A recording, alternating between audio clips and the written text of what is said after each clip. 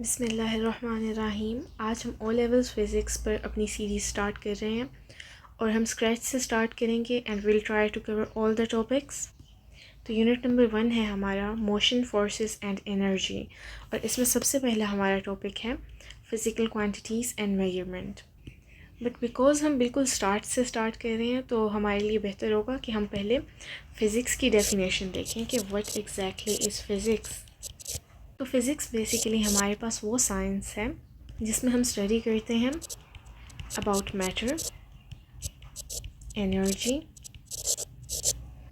And their interactions, कि matter और energy आपस में हमारे पास कैसे इंटरेक्ट करते हैं। अब बिकॉज हम मैटर को स्टडी कर रहे हैं तो जो मैटर के फंडामेंटल कंस्टिट्यूएंट्स हैं उनको भी हम स्टडी करेंगे, like subatomic particles and stuff, and then properties and behaviour of matter, और इसका motion, like how it moves through space and time, और साथ में इनसे रिलेटेड जितने भी कॉन्सेप्ट्स हैं like forces and like subatomic particles से हम गैलेक्टिक लेवल पर जाएंगे। तो बेसिकली बहुत इंटरेस्टिंग सब्जेक्ट है ये। तो चलिए हम स्टार्ट करते हैं। फर्स्ट हमारे पास है physical quantities and SI units. तो बेसिकली एक फ़िज़िकल क्वांटिटी हमारे पास क्या है? Any measurable property of matter और energy. Every physical quantity has two parts, a numerical value and a unit. Omitting either part is wrong. So basically physical quantity हमारे पास कोई भी ऐसी measurable property है matter या energy की जिसके हमारे पास दो parts होते हैं, एक उसकी numerical value और एक उसका unit। अब matter और energy का क्यों? Because हम physics की definition में देख चुके हैं कि physics is all about matter and energy। तो अब दो पार्ट्स क्यों होंगे किसी भी फ़िज़िकल क्वांटिटी के, लाइक न्यूमेरिकल वैल्यू और साथ में यूनिट भी क्यों होगा? बिकॉज देखें, फॉर एग्जांपल आप लेंथ बता रहे हैं, अगर आप अपनी हाइट बता रहे हैं, I ask you for your height and you tell me that I am 5। Now I don't know कि आप 5 इंचज़ के हैं या 5 फीट के हैं। तो अगर आप खाली न्यूमेरिकल वैल्यू बता देंगे so it is not sufficient. But अगर आप खाली यूनिट बता देंगे that I am in inches, like what are you in inches, आप कितने इंचज़ के हैं, आप कितने मीटर्स के हैं, तो किसी भी एक पार्ट को भी आप अगर रिमूव कर देंगे तो ये इनकरेक्ट होगा। तो ये बात आपने हमेशा याद रखनी है कि आपने कभी भी यूनिट को लिखते हुए अपने आंसर्स में भी ओमिट नहीं करना। Then we have SI base units. अब SI क्या है हमारे पास? SI basically system international, okay. तो इन्हें SI बेस यूनिट्स क्यों कहा जाता है? बिकॉज इन पर इंटरनेशनली साइंटिफिक सोसाइटीज़ एग्री कर चुकी हैं कि इन यूनिट्स को हम एज बेस यूज़ कर सकते हैं। तो बेसिकली 7 हमारे पास बेस यूनिट्स होते हैं। तो रिक्वायर्ड आप लोगों को 6 हैं, बट हम 7th भी देख लेंगे। तो देखें, फ़िज़िकल क्वांटिटी का एक कॉलम है हमारे पास, देन SI यूनिट का नेम एंड देन उसका सिंबल। तो जो हमारे पास लेंथ एक फ़िज़िकल क्वांटिटी है, अब क्यों फ़िज़िकल क्वांटिटी है? बिकॉज ये मेजरेबल है और इसको यूनिट्स और न्यूमेरिकल वैल्यू के साथ डिफ़ाइन कर सकते हैं हम। तो जो लेंथ का हमारे पास SI यूनिट है वो मीटर है और इसका सिंबल M है। मास का हमारे पास किलोग्राम है, kg इसका सिंबल। टाइम हमारे पास सेकंड्स में मेजर होता है एज बेस यूनिट और इसका सिंबल है S। इलेक्ट्रिक करंट का हमारे पास यूनिट है एम्पेयर और ये कैपिटल A से हम डिनोट करते हैं। देन वी हैव टेम्परेचर, इसे हम केल्विन में मेजर करते हैं एंड कैपिटल K से इसे हम रिप्रेजेंट करते हैं। Then we have amount of substance, इसको हम मोल में मेजर करते हैं एंड इसका सिंबल हमारे पास MOL मोल है। और 7th बेस यूनिट हमारे पास होता है लुमिनस इंटेंसिटी।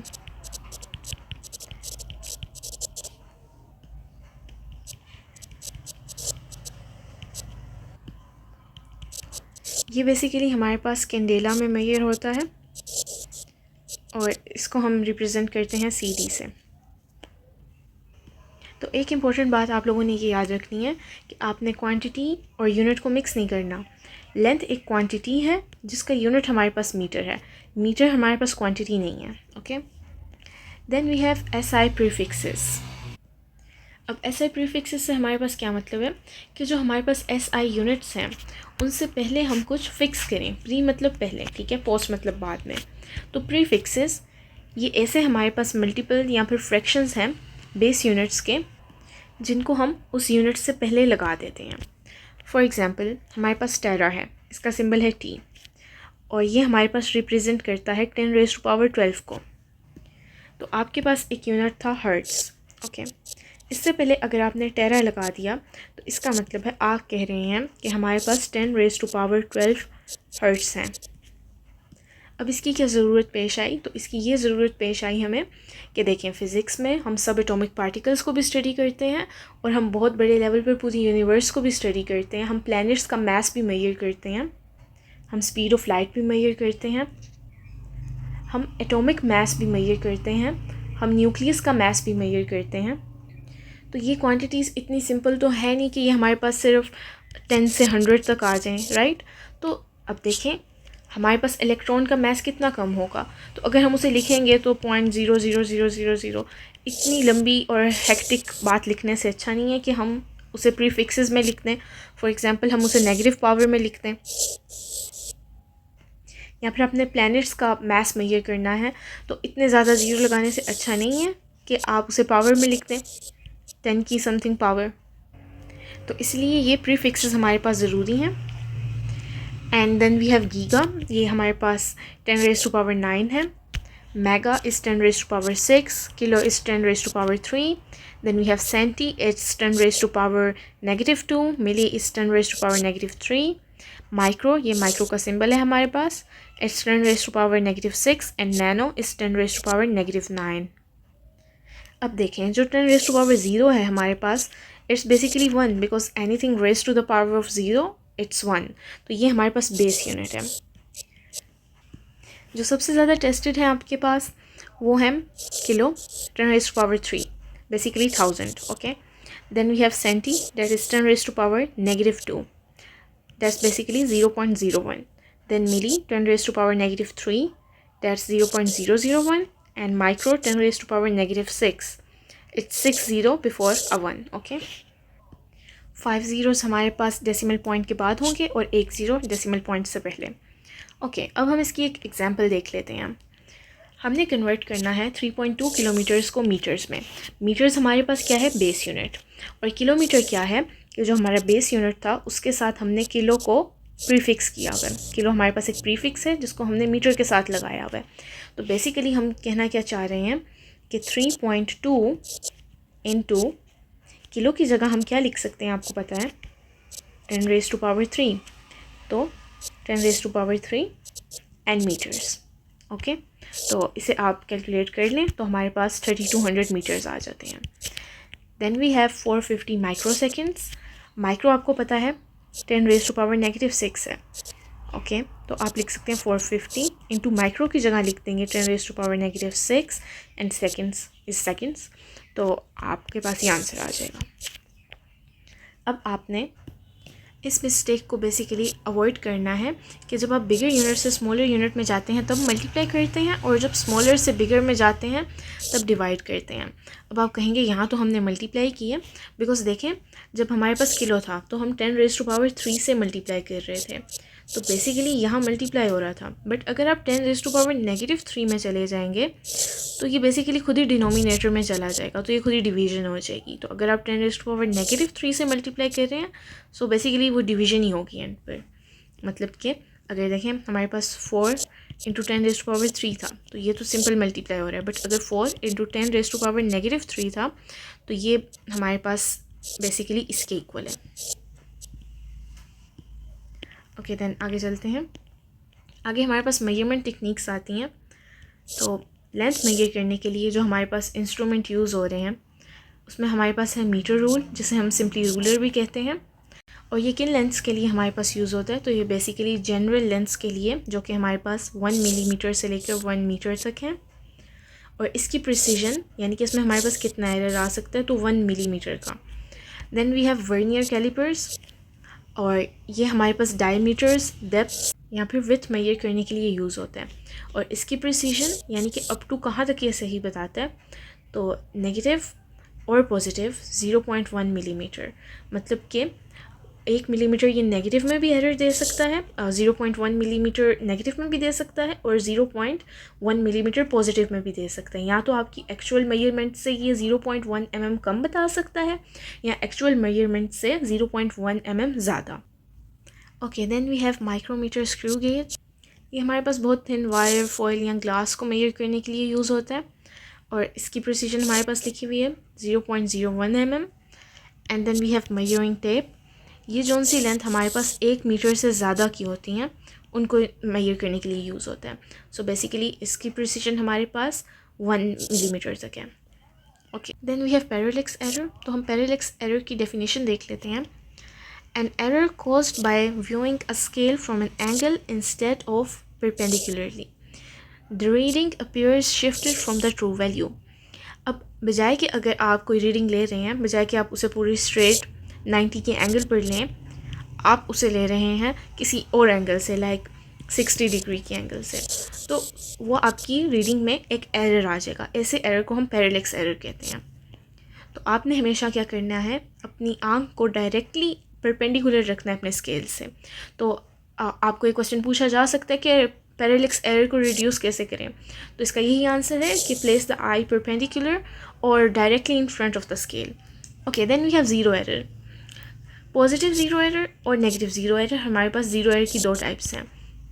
तो अगर पॉजिटिव की बात की जाए तो reads positive 0.03 millimetre when closed, subtract 0.03 from all readings. तो बेसिकली अगर आपके पास पॉजिटिव ज़ीरो एरर आ रहा है, ठीक है, यानी कि आपको आपकी एक्चुअल रीडिंग से 0.03 ज़्यादा रीडिंग बताई जा रही है, तो आप क्या करेंगे कि जितनी रीडिंग्स आपने ली हैं उनमें से आप 0.03 को सब्ट्रैक्ट कर देंगे। और अगर आपके पास नेगेटिव ज़ीरो एरर आ रहा है कि आपने जितनी रीडिंग्स ली थी उनमें से आपको 0.02 कम बताया जा रहा है, तो आप अपनी हर रीडिंग में 0.02 ऐड कर देंगे। और बेसिकली पैरेलैक्स एरर और ज़ीरो एरर में क्या फ़र्क है, तो पैरेलैक्स एरर जो हमारे पास है, देखें, ये हमारे देखने की वजह से है, ये जो बंदा रीडिंग ले रहा है उसका एरर है, ठीक है। और ज़ीरो एरर जो है ये कह लें इंस्ट्रूमेंट का एरर है, ये हमारा एरर नहीं है। ये ऑफ्टन हमारे पास इंस्ट्रूमेंट का फॉल्ट होता है या फिर इनकरेक्ट कैलिब्रेशन की होती है इंस्ट्रूमेंट की। फॉर एग्जांपल अगर वर्नियर कैलिपर है तो उसके जॉस को अगर आप कम्प्लीटली क्लोज़ नहीं करेंगे तो वो भी एक ज़ीरो एरर हमारे पास प्रोड्यूस कर सकता है। तो यही लिखा है, ज़ीरो एरर हमारे पास सिस्टमेटिक एरर होता है और इसे एवरेजिंग से फ़िक्स नहीं किया जा सकता। एवरेजिंग से फ़िक्स क्यों नहीं किया जा सकता, सवाल ये है। तो इसलिए नहीं किया जा सकता बिकॉज एवरेज में तो वो एरर्स कैंसिल आउट होंगे ना, जो एक एरर आ गया तो चलें बाकी रीडिंग सही आ गई। अब ज़ीरो एरर हमारे पास जब इंस्ट्रूमेंट का ही एरर है तो मतलब कि ये हर रीडिंग में आएगा, ऐसा नहीं है कि किसी एक रीडिंग में आया है। किसी एक रीडिंग में आ रहा होता, 2 में आ रहा होता तो 100 रीडिंग्स में उसने एवरेज आउट हो जाना था, सही हो जाना था। बट हर रीडिंग में आ रहा है तो आपको उसे अपनी रो रीडिंग में से ज़ीरो एरर को सब्ट्रैक्ट करना पड़ेगा। Okay, then we have measuring time. अब टाइम को मेजर करने के लिए हमारे पास क्या चीज़ें यूज़ होती हैं, ठीक है।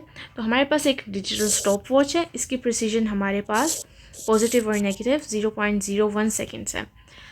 Always time multiple oscillations, then divide, reduce the effect of reaction time. तो बेसिकली ये जो आपको बताया गया है ना, ये एरर को कम से कम करने का तरीका बताया गया है। क्योंकि जब आप स्टॉप वॉच को यूज़ करते हैं तो आपके पास एक डिले आ सकता है यूजुअली 0.2 से 0.5 सेकेंड्स का, कि जब आपका एक्चुअल इवेंट हुआ था और जब आपकी फिंगर ने बटन प्रेस किया तो उसमें एक थोड़ा सा डिले आ सकता है। तो अगर आप सिर्फ एक ऑसिलेशन लेंगे टाइम की, मतलब कि एक ऑसिलेशन को आप टाइम करेंगे, ठीक है, बेसिकली टाइम मेजर करने को कहा जा रहा है। तो अगर आप सिर्फ एक ऑसिलेशन लेंगे, फॉर एग्जांपल वो 1 सेकेंड की थी, ठीक है, और उसमें अगर आपका 0.2 सेकेंड का एरर आ गया तो ये तो बहुत बड़ा एरर है, लाइक 20% का एरर आ गया। तो इसका तरीका उन्होंने ये बताया कि आप हमेशा मल्टीपल ऑसिलेशंस को मेजर करेंगे, देन उसे डिवाइड करेंगे, तो जो रिएक्शन टाइम का इफेक्ट है, जो आपका फिंगर प्रेस करने में जो टाइम लगा था, वो इफ़ेक्ट रिड्यूस हो जाएगा। Okay, then what is period? Total time divided by number of complete oscillations. यही जो हमने तरीका बताया कि लाइक फॉर एग्जांपल आपने 20 ऑसिलेशंस ली, देन जो आपके पास टोटल टाइम था लाइक 100 सेकेंड्स, तो 100 सेकेंड्स को आप 20 पर डिवाइड कर देंगे तो वो आपके पास पीरियड आ जाएगा। Then we have measuring volume of liquids. तो लिक्विड को हम कैसे मेजर करते हैं? Using a measuring cylinder, read the bottom of the meniscus at eye level. तो जो आपके पास बेसिकली मेनिस्कस क्या होता है कि जिस भी कंटेनर में आप किसी लिक्विड को मेजर कर रहे हैं तो जो उसमें वाटर का या उस लिक्विड का कर्व होता है उसे मेनिस्कस कहते हैं। ओके, उसे आपने आई लेवल पे देखना है। ठीक है, और आपने उसके बॉटम को रीड करना है। बट मरकरी में हमारे पास एक एक्सेप्शन है कि उसको आपने टॉप से रीड करना है, क्योंकि अगर दूसरों में आप दूसरे लिक्विड्स में टॉप से रीड करेंगे तो आपके पास ज़्यादा वॉल्यूम आ जाएगा, ये सिस्टमेटिक एरर एक बन जाएगा। Okay, volume of irregular solid.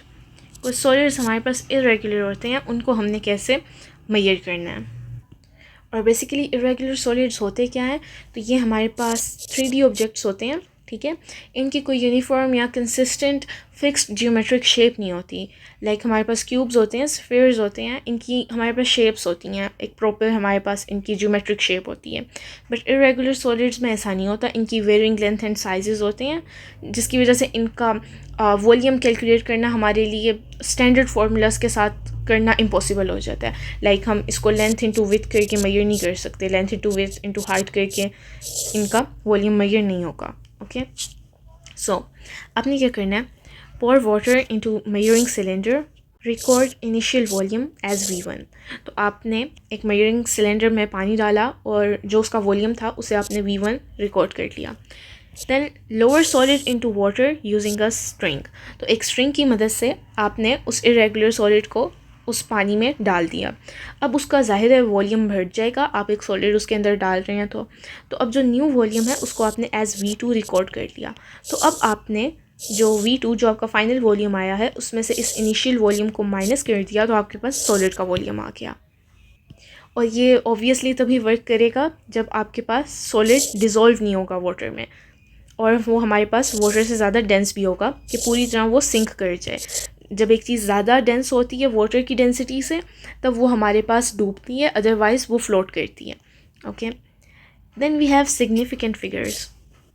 तो सिग्निफिकेंट फिगर्स हमारे पास बेसिकली क्या होते हैं, ये वो डिजिट होते हैं जो कि एक कैलकुलेशन में हमारे पास वैल्यू कैरी करते हैं, यानी कि इनमें हमारे पास मीनिंगफुल इंफॉर्मेशन होती है उस मेजरमेंट की प्रिसीजन के बारे में, ठीक है।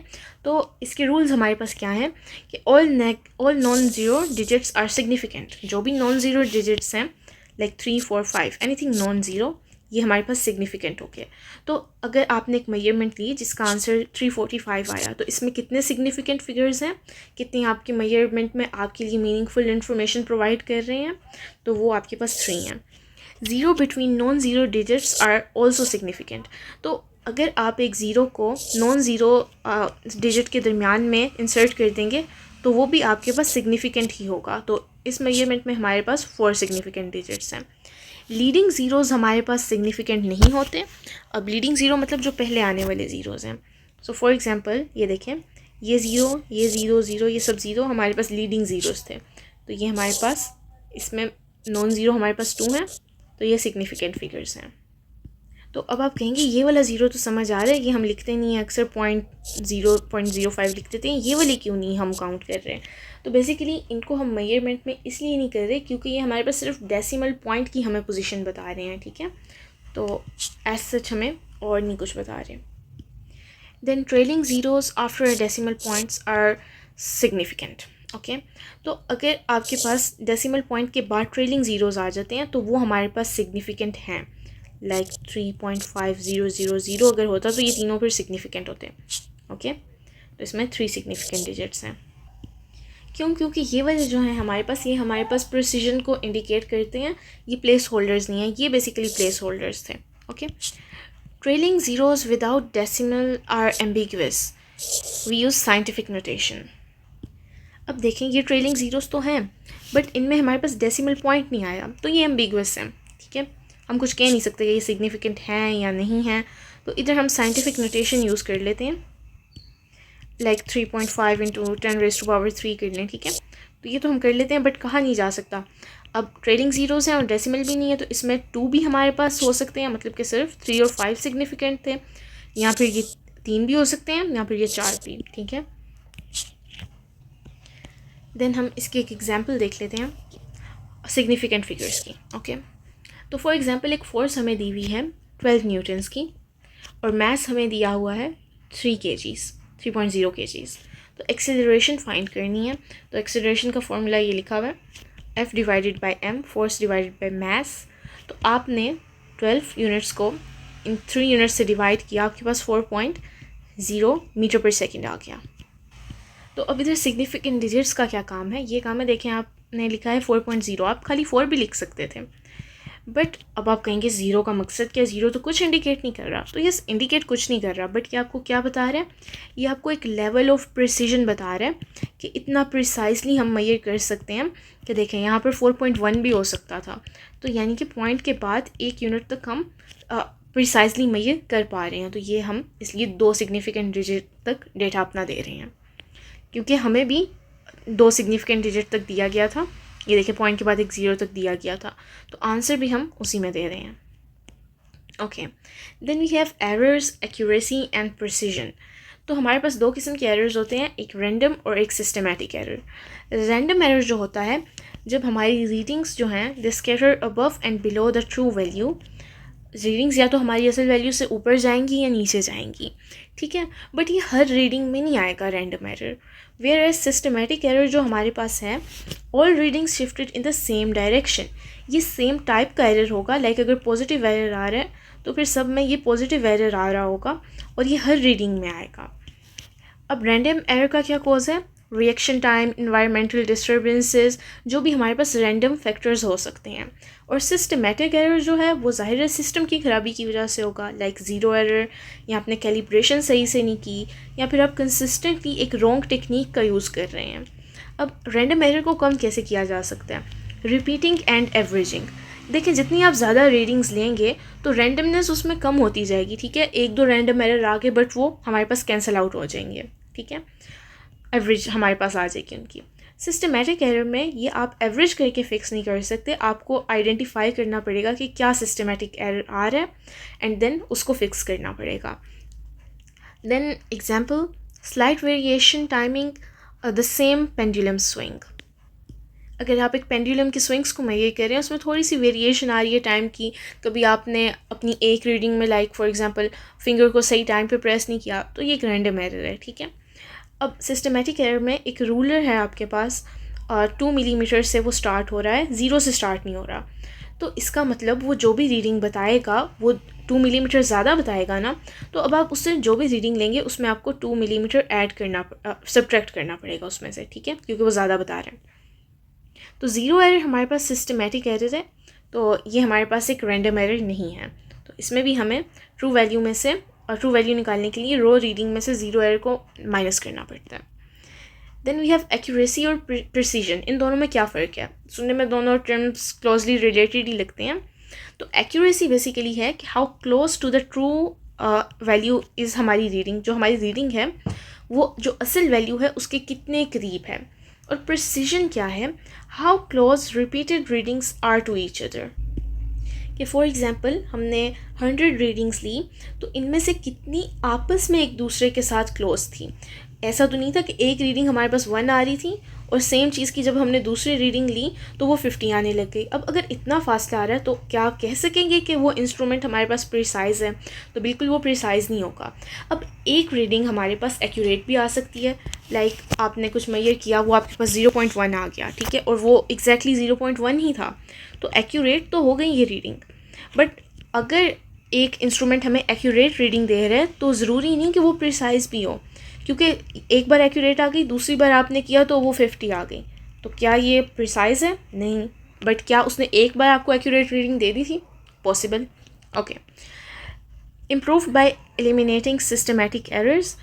एक्यूरेसी कैसे इम्प्रूव की जाती है कि आप सिस्टमेटिक एरर्स को कम करें। प्रिसीजन कैसे हमारे पास इंक्रीज़ होती है, by using a more sensitive instrument. और अच्छा, बेसिकली प्रिसीजन में हमारे पास ट्रू वैल्यू की बात नहीं हो रही, बस इसमें हाउ क्लोज की बात हो रही है कि ये अपनी रीडिंग्स में कितना कंसिस्टेंट है हमारा इंस्ट्रूमेंट।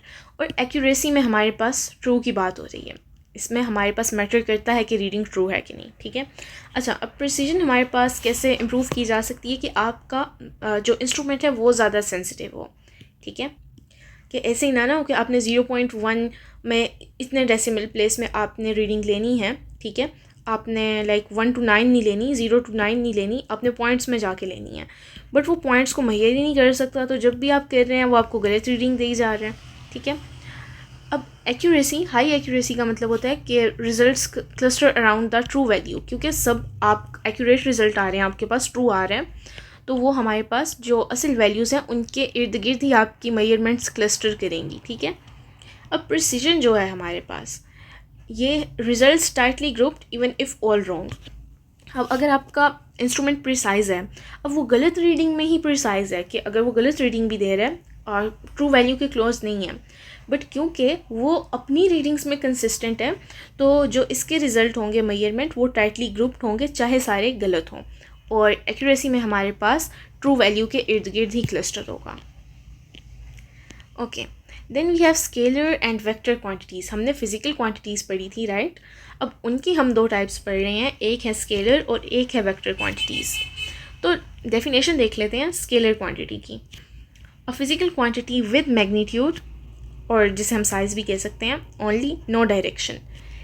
ऐसी हमारे पास स्केलर क्वांटिटी होती है फिजिकल क्वांटिटी जिसमें हमारे पास मैग्नीट्यूड तो होता है, उसका साइज़ होता है, बट कोई डायरेक्शन नहीं होता। अब आप इस चीज़ के साथ कंफ्यूज मत कीजिएगा कि यूनिट जो होता है फिजिकल क्वांटिटीज़ में, कहा था दो चीज़ें होती हैं, एक हमारे पास उसकी न्यूमेरिकल वैल्यू होती है और दूसरा हमारे पास उसका यूनिट होता है।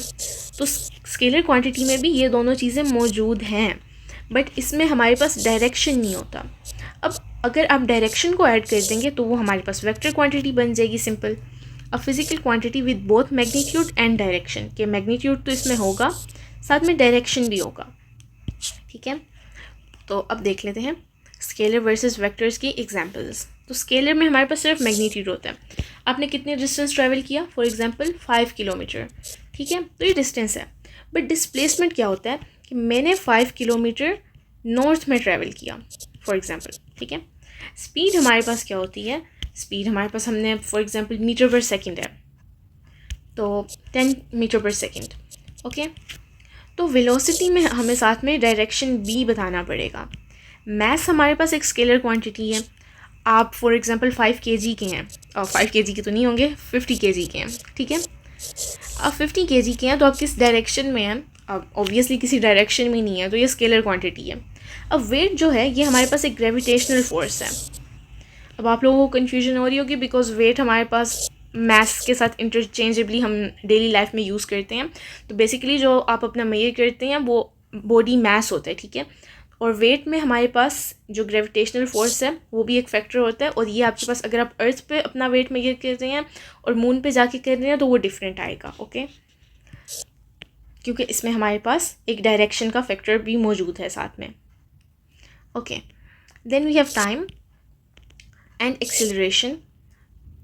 एक्सेलरेशन हमारी किसी डायरेक्शन में होती है, ठीक है, और लाइक वेलोसिटी का हमारे पास रेट ऑफ चेंज एक्सेलरेशन होता है। ये टॉपिक हमारे बात के लिए है। अच्छा, टाइम हमारे पास किसी डायरेक्शन में हम मेजर नहीं करते, ठीक है। एनर्जी, टेम्परेचर, प्रेशर, पावर, ये सब हमारे पास स्केलर्स हैं। एंड देखें momentum, force, electric field strength, gravitational field strength, ये सब हमारे पास वेक्टर्स हैं, इनमें डायरेक्शन भी मौजूद होता है, ठीक है। तो देखें फोर्स, कोई भी फोर्स हमारे पास डायरेक्शन के साथ होती है, तो वेट हमारे पास देखें ये ग्रेविटेशनल फोर्स है, ठीक है, तो इसलिए इसका भी डायरेक्शन है। अब देखें स्पीड हमारे पास वेक्टर नहीं है, स्पीड हमारे पास स्केलर है, ठीक है। ये हमें बताती है हम कितनी तेज़ जा रहे हैं, डायरेक्शन नहीं बताती। अगर आपने साथ में डायरेक्शन को भी डिस्कस करना है तो वो हमें वेलोसिटी बताएगी। और सेम थिंग हमारे पास डिस्टेंस में है कि डिस्टेंस स्केलर है और डिस्प्लेसमेंट वेक्टर है। ये सब हम मोशन वाले चैप्टर में स्टडी करेंगे, उस टॉपिक में स्टडी करेंगे, ओके। देन वेट हमारे पास फोर्स है। वेट हमारे पास बेसिकली ग्रेविटेशनल पुल है, क्योंकि तमाम फोर्सेस हमारे पास वेक्टर्स होती हैं, तो वेट भी हमारे पास एक फ़ोर्स है, ठीक है, ग्रेविटेशनल फोर्स। और वेट और मैस इक्वल नहीं होते, I have told you, okay. Vectors को ऐड कैसे किया जाता है, तो अगर आपने वेक्टर्स को ऐड करना है तो सेम डायरेक्शन में अगर आपने वेक्टर्स को ऐड करना है, वेट अ मिनट, पहले आप कहेंगे कि हमने स्केलर्स को क्यों नहीं देखा, कि स्केलर्स को हमने कैसे ऐड करना है। तो स्केलर्स को इसलिए नहीं देखा, बेसिकली वो तो मैग्नीट्यूड है ना, सिंपली ऐड हो जाएगा। बट जब एक डायरेक्शन का फैक्टर भी आ गया तो उसे कैसे ऐड करना है। तो देखें हमारे पास अगर सेम डायरेक्शन में दो वेक्टर्स हों, ए एंड बी, ये दोनों सेम डायरेक्शन में ही जा रहे हैं, तो इनका रिजल्टेंट जो है हमारे पास वो बेसिकली इन दोनों को ऐड करके आ जाएगा, ठीक है, क्योंकि दोनों सेम डायरेक्शन में जा रहे थे। इसके एग्जांपल देख लेते हैं। एक 10 न्यूटन की फोर्स हमारे पास ईस्ट में जा रही है, ठीक है, एंड एक हमारे पास दूसरा वेक्टर है बी, ठीक है, वो 6 न्यूटन है और वो भी ईस्ट में है हमारे पास उसका डायरेक्शन। तो सेम डायरेक्शन है बेसिकली, आप बस मैग्नीट्यूड्स को ऐड कर देंगे तो हमारे पास यूनिट सेम रहेगा, ठीक है, क्योंकि दोनों का यूनिट सेम था। तो ये हमारे पास ईस्ट में ही वर्क करेगी जो हमारी रिजल्टेंट फोर्स आई है। अब ऑपोजिट डायरेक्शन अगर हो कि ए हमारा जा रहा है इस साइड पर और बी वेक्टर हमारा जा रहा है इस साइड पर, तो अब क्योंकि ऑपोजिट डायरेक्शंस हैं तो आप माइनस करेंगे, ठीक है, सब्ट्रैक्ट करेंगे। और direction of the larger vector, जो बड़ा हमारे पास वेक्टर होगा डायरेक्शन आप उसका यूज़ करेंगे, ठीक है। फॉर एग्जांपल ये ईस्ट में जा रहा था ए और ये छोटा था और ये हमारे पास नॉर्थ में जा रहा था, ठीक है, तो बी हमारे पास बड़ा था तो हम फिर नॉर्थ को यूज़ करेंगे, ठीक है, फाइनल आंसर में, ठीक है। अब देखें 10 न्यूटन आपके पास ईस्ट में फोर्स वर्क कर रही थी, ए वेक्टर था और बी वेक्टर था 6 न्यूटन वेस्ट। अब बड़ा कौन सा इनमें से, 10 न्यूटन जो कि ईस्ट में है, ठीक है, तो ऑपोजिट है, सब्ट्रैक्ट कर लेंगे, 10 माइनस 6 4 न्यूटन आ जाएगा, ठीक है। बट डायरेक्शन क्या है इसका, डायरेक्शन हमारे पास जो बड़े वेक्टर का था ईस्ट, ठीक है, तो ये हमारे पास ईस्ट में जाएगा, 4 newton due east. Then case 3 perpendicular, अगर हमारे पास दो वेक्टर्स परपेंडिकुलर हैं यानी कि उनमें राइट एंगल बन रहा है, ए वेक्टर था हमारे पास ये और बी है हमारे पास ये, ठीक है, तो इन दोनों को कैसे ऐड करेंगे, तो basically A squared plus B squared under root, ठीक है। और इसका डायरेक्शन आप कैसे मेजर करेंगे, तो बेसिकली आपके पास एंगल्स दिए हुए हैं। अब एंगल्स की बात आती है तो हम टेंजेंट को यूज़ करेंगे यहाँ पर, tangent theta is equal to B over A, ठीक है। अब वैसे बेसिकली आप समझ तो गए होंगे कि हमने यहाँ पर यूज़ क्या किया है, बेसिकली हमने पाइथागोरस थ्योरम यूज़ किया है। तो ये हमने कैसे किया है, ये देखें, ये ए था, ठीक है, और ये बी साथ में परपेंडिकुलर था, राइट। तो अब देखें इनका रिजल्टेंट हमारे पास एक ट्रायंगल नहीं बना देगा, तो ट्रायंगल बना देगा अगर हमारे पास, तो अगर हमने ये हमारे पास एक हमारा हाइपोटेन्यूस है, ठीक है, तो आपको पता है कि hypotenuse squared is equal to base squared plus जो हमारे पास परपेंडिकुलर है हमारा वो स्क्वायर्ड, ठीक है। तो यहाँ पर बेसिकली हाइपोटेन्यूस हमारे पास क्या था, R squared is equal to base हमारी थी B squared plus A squared, ठीक है। और अगर आपने रिजल्टेंट वेक्टर निकालना है तो हम स्क्वायर रूट ले लेंगे, तो ए प्लस बी, तो इस तरह हमारे पास ये आ गया। और टेंजेंट देख लें हमने डायरेक्शन कैसे निकाला है, तो परपेंडिकुलर ओवर बेस, ठीक है, टेंजेंट हमारे पास ये होता है। ये मैंने लेवल इस तरह कर दिया है, बेसिकली इसको आप अलग भी कर सकते हैं, लाइक यहाँ पर ए हो सकता है और यहाँ पर बी हो सकता है, वहाँ पर ए हो सकता है, ठीक है। तो बेसिकली जो भी आपका बनेगा टेंजेंट आप इस तरह निकाल सकते हैं। उधर से आपने थीटा निकालना है बिकॉज ऑफ कोर्स, तो देखें ये आपने निकाल दिया, ठीक है, ओके। देन हम कुछ प्रैक्टिस क्वेश्चंस कर लेते हैं। तो फर्स्ट हमारे पास MCQs हैं कि मल्टीपल चॉइस क्वेश्चंस हैं कि which of the following is a vector quantity. आपके पास वेक्टर क्वांटिटी कौन सी है, टेम्परेचर हमने पढ़ा था, ये तो हमारे पास एक बेस यूनिट था हमारा टेम्परेचर किस डायरेक्शन में आप मेजर करेंगे, तो आई डोंट नो, किसी डायरेक्शन में भी टेम्परेचर मेजर होता हो, तो ये तो ऑप्शन गया। मास अगर आप 50 kg के हैं तो किस डायरेक्शन में है, नो। स्पीड तो हमारे पास एक मेजर है कि हम कितना फास्ट मूव कर रहे हैं, ये हमारे पास डायरेक्शन नहीं बता रहा। तो बेसिकली वेट है, वेट हमारे पास ग्रेविटेशनल पुल है, एक ग्रेविटेशनल फोर्स है, और फोर्स का हमेशा हमारे पास डायरेक्शन होता है, फोर्स एक वेक्टर है, तो वेट हमारे पास इसका सही आंसर है। Then we have a micrometer reads 0.04 mm when fully closed, ठीक है, मतलब कि हमने उसे फुली क्लोज किया है एक माइक्रोमीटर को, एंड देन वो हमें ये रीडिंग दे रहा है। इससे हम एक वायर मेजर करते हैं तो वो हमें 0.78 की रीडिंग देता है। तो बेसिकली ये जो क्लोज करके हमने रीडिंग ली थी ये क्या था, ये ज़ीरो एरर था, ठीक है, क्योंकि क्लोज करके तो आपके पास 0.00 आना चाहिए, बट वो आपको 0.04 ज़्यादा बता रहा था, मतलब कि ये हमारे पास एक पॉजिटिव ज़ीरो एरर था, ठीक है। तो अब हमारे पास जो वायर मेजर करके ये रीडिंग आई है, तो आप एक्चुअल डायमीटर कैसे निकालेंगे, आप इस रीडिंग में से उस ज़ीरो एरर को सब्ट्रैक्ट करेंगे, राइट। तो 0.78 में से आप 0.04 को सब्ट्रैक्ट करेंगे और ये आंसर हमारे पास आएगा 0.74 मिलीमीटर। ओके, अब हमारे पास शॉर्ट क्वेश्चन है कि state difference between a scalar quantity and a vector quantity. Scalar और वेक्टर में क्या फ़र्क है, दोनों की एक एग्जांपल देनी है हमने। तो स्केलर जो है हमारे पास, इसका होता है magnitude only. A scalar is a physical quantity which has only magnitude. और अ वेक्टर जो है उसमें आपके पास बहुत मैग्नीट्यूड और डायरेक्शन भी होगा। अब स्केलर की एग्जांपल क्या है, स्पीड, मास, डिस्टेंस, एनर्जी, ये सब स्केलर की हमारे पास एग्जांपल्स हैं। वेयर एज वेक्टर की एग्जांपल में आप वेट लिख सकते हैं, वेलोसिटी, फोर्स, एक्सेलरेशन, ये सब इनमें से कोई भी वैलिड है हमारे पास, ठीक है। Then we have calculation. अगर आपके पास 8 न्यूटन की फोर्स है तो सबसे पहले तो आप अपना डेटा लिखेंगे, ठीक है, 8 न्यूटन, और ये हमारे पास नॉर्थ है, ड्यू नॉर्थ, ठीक है। एक फोर्स है आपके पास, फॉर एग्जांपल ये F1 थी, F2 है आपके पास 6 Newton due east. Same object पर हैं ये। कैलकुलेट द मैग्नीट्यूड, आपने मैग्नीट्यूड बताना है एंड डायरेक्शन रिजल्टेंट फोर्स का क्या होगा। तो देखें ये हमारे पास क्या थी, यहाँ उन्होंने दिया हुआ कि ये परपेंडिकुलर है, ठीक है, दोनों 90 का एंगल बना रही हैं। तो आप पाइथागोरस यूज़ करेंगे, मैग्नीट्यूड निकालेंगे सबसे पहले। तो दोनों का मैग्नीट्यूड देख लेते हैं। हम क्या करेंगे, 8 स्क्वायर्ड प्लस 6 स्क्वायर्ड, तो ये हमारे पास रिजल्टेंट आएगा, ठीक हो गया। ये कैलकुलेशन आप कर लेंगे तो हमारे पास क्या रिजल्टेंट आ रहा है, √100, जो कि बेसिकली हमारे पास 10 है, 10 न्यूटन। देन आपने डायरेक्शन बताना है, वो हम टेंजेंट से बताएंगे, टेंजेंट थीटा से, ठीक है, tangent theta b divided by a। तो ये 6 न्यूटन डिवाइडेड बाय 8 न्यूटन 0.45 आ जाएगा। तो आपने थीटा निकाल लेना है, टेंजेंट इन्वर्स, ये आपको कैलकुलेटर पे मिल जाएगा। तो एंगल आ गया आपके पास। और डायरेक्शन आपने देखें जो हमारे पास था ईस्ट या नॉर्थ, तो इसका एंगल बेसिकली हमारे पास आएगा ईस्ट ऑफ नॉर्थ, ठीक है, ईस्ट नहीं, नॉर्थ नहीं, ईस्ट ऑफ नॉर्थ।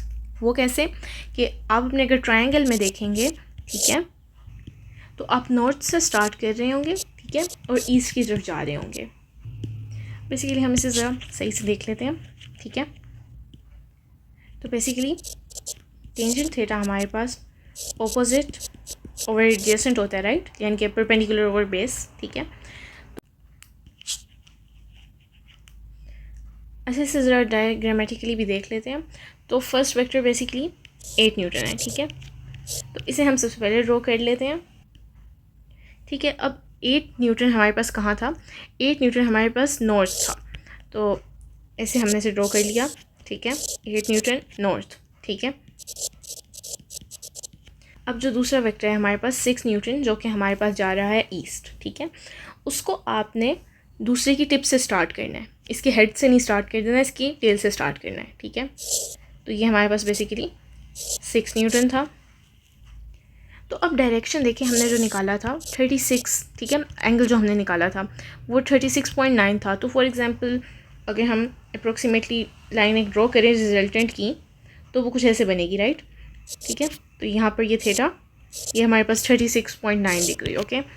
तो देखिए अब ये कहाँ से कहाँ जा रहा है, तो ये पॉजिटिव है हमारे पास, ये हमारे पास नॉर्थ से ईस्ट में जा रहे हैं, तो इसलिए हमने ईस्ट ऑफ नॉर्थ लिखा, ओके। अब हमारे पास एक और क्वेश्चन है कि student times 20 complete oscillations of a pendulum. एक स्टूडेंट हमारे पास 20 कंप्लीट ऑसिलेशंस लेता है एक पेंडुलम की और रिकॉर्ड करता है 36 सेकेंड्स। तो हमने क्या कैलकुलेट करना है, पीरियड, ठीक है, और फिर स्टूडेंट रिपीट करता है एक्सपेरिमेंट, टाइमिंग ओनली 5 ऑसिलेशन, इस बार वो सिर्फ 5 ऑसिलेशन ले रहा है। तो आपने बताना है ये हमें लेस एक्यूरेट वैल्यू क्यों देगा। तो बेसिकली जो टोटल हमारे पास टाइम आया था उसको नंबर ऑफ़ ऑसिलेशन से डिवाइड कर देंगे, ठीक है, और हम सिग्निफिकेंट फिगर, हमारे पास डेसिमल के बाद एक पॉइंट है, हम इसे राउंड ऑफ करके पॉइंट के बगैर नहीं लिख सकते, ठीक है। तो हमारे पास आंसर आ जाएगा, टाइम पीरियड आ जाएगा। अब जब 5 उसने ऑसिलेशन ली हैं तो ये हमें लेस एक्यूरेट आंसर क्यों दे रहा है, क्योंकि ये हमें एक शॉर्टर टोटल टाइम दे रहा है। तो जो रिएक्शन टाइम एरर था वो हमारे पास बड़ी फ्रैक्शन है, ठीक है, यानी कि जो टोटल अब हमारे पास टाइम आ रहा है उसमें से एक बड़ी जो हमारे पास फ्रैक्शन है वो किस चीज़ की है, वो हमारे रिएक्शन टाइम एरर की है, ठीक है। तो इसलिए ओके, तो बेसिकली इस वजह से हमारे पास हमारा पीरियड लेस एक्यूरेट है। Then we have error analysis. एक स्टूडेंट ने मेजर किया है एक रॉड 5 टाइम्स, ठीक है। पहली बार उसके पास ये मेजरमेंट आई, देन रिस्पेक्टिवली ये सब सेंटीमीटर में उसके पास आई। ट्रू लेंथ थी हमारे पास 25.5। तो आपने क्या कैलकुलेट करना है, मीन लेंथ रिकॉर्डेड, ठीक है। और जो रीडिंग्स है हमारे पास आर द रीडिंग्स हाई और लो प्रिसीजन, तो इनकी प्रिसीजन हाई है कि लो है, इस बात को आपने जस्टिफाई करना है। And then identify the type of error and suggest a possible cause, कि एरर कौन सा हो सकता है और उसका हल क्या हो सकता है आपके पास, उसका पॉसिबल कॉज क्या हो सकता है, ठीक है। तो मीन तो आप निकाल सकते हैं, इन सबको आप ऐड कर देंगे, राइट। और जो टोटल नंबर ऑफ रीडिंग्स हैं कितनी थी, 5 टाइम्स, ठीक है। तो उससे डिवाइड कर देंगे, आपके पास आ जाएगा मीन, तो अप्रोक्सीमेटली 24.8 सेंटीमीटर। देन प्रिसीजन कैसी है इनकी, देखें क्या ये वैल्यूज़ एक दूसरे से बहुत डिविएंट है, एक दूसरे से बहुत दूर हैं, तो नहीं, तो ये हाईली प्रिसाइज हैं क्योंकि readings are very close to each other. सिर्फ 0.2 सेंटीमीटर का हमारे पास इनमें एक डिफरेंस आ रहा है, डिविएशन आ रही है, तो कंसिस्टेंसी या रिपीटेबिलिटी इनकी अच्छी है।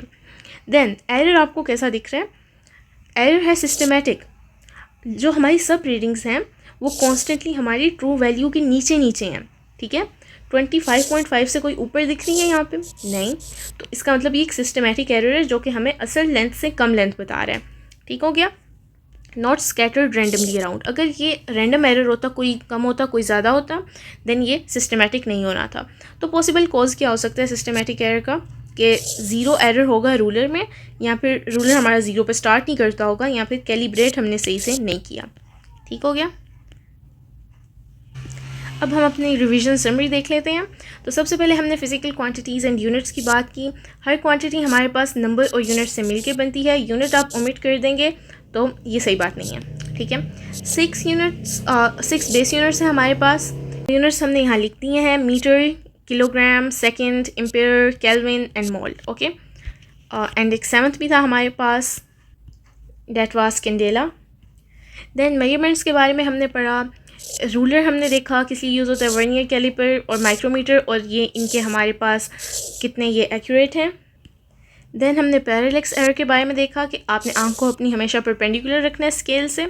देन ज़ीरो एरर, ये हमारे पास ट्रू वैल्यू हम कैसे निकाल सकते हैं, जब ज़ीरो एरर हो तो रो रीडिंग में से ज़ीरो एरर को सब्ट्रैक्ट कर देंगे। देन पीरियड हमने देखा, हमने मेनिस्कस देखा कि हमने कैसे रीडिंग सही से लेनी है, हमने हमेशा बॉटम से देखना है, और मर्करी के केस में हमने टॉप से देखना है। देन हमने सिग्निफिकेंट फिगर्स को देखा, नॉन ज़ीरो डिजिट हमेशा सिग्निफिकेंट होते हैं, लीडिंग ज़ीरो कभी सिग्निफिकेंट नहीं होते, ट्रेलिंग ज़ीरो डेसिमल पॉइंट के बाद आएंगे तो सिग्निफिकेंट हैं, और सिग्निफिकेंट फिगर्स हमने आंसर में मैच करने होते हैं, किससे, हमारे क्वेश्चन में जो डेटा दिया गया है उससे। एरर्स के बारे में हमने देखा, रैंडम एरर होता है, ये स्कैटर्ड होता है, ठीक है, ये रिड्यूस हो सकते हैं हमारे पास रिपीटिंग एंड एवरेजिंग से। सिस्टमेटिक एरर्स ये सब हमारे पास एक ही डायरेक्शन में होता है, इसका हमें एलिमिनेट करना पड़ता है, इसका कॉज, और ये हम एवरेज नहीं कर सकते इसे, ओके। एक्यूरेसी हमारे पास होती है क्लोजनेस टू ट्रू वैल्यू, और प्रिसीजन होती है कि हमारी रीडिंग्स कितनी क्लोज हैं। हाई प्रिसीजन और लो एक्यूरेसी मतलब कि हमारे पास सिस्टमेटिक एरर प्रेजेंट है।